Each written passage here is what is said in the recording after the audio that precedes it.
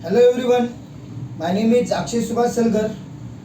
I am graduated in BCS in MGM College of CS and IT, Nanded. So today my topic is static, instance and abstracts method in Java. So first one is the instance method. Instance method are method which require an object of its class to be created before it can be called to invoke instance method. We have to create an object of the class in which the method is defined.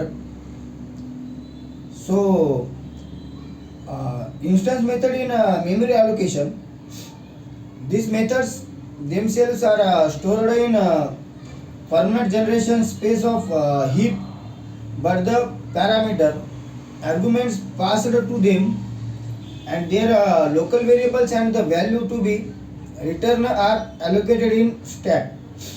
They can be called within the same class in which they reside or from the different classes defined either in the same package or other packages depend on the access type provided to the desired instance method.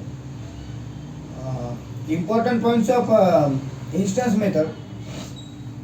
Instance method belong to the object of the class, not to the class. That is, they can be called after creating the object of the class. Instance method are not stored on a per instance basis. Even with virtual methods, they are stored in a single memory location, and they only know which object they belong to because these pointers is passed when you call them.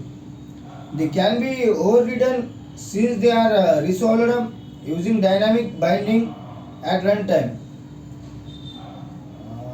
So second one is a static method. Static method are the methods in Java that can be called without creating an object of class. They are referenced by the class name itself or reference to the object of that class. Object of that class. So static methods in memory allocation, they are stored in the permanent generation space of heap as they are associated with the class in which they are reside, not the objects of the class but their local variables, and the passed arguments to them are stored in the stack since they are belong to the class, so they can be called to without creating the object of the class. Thank you everyone.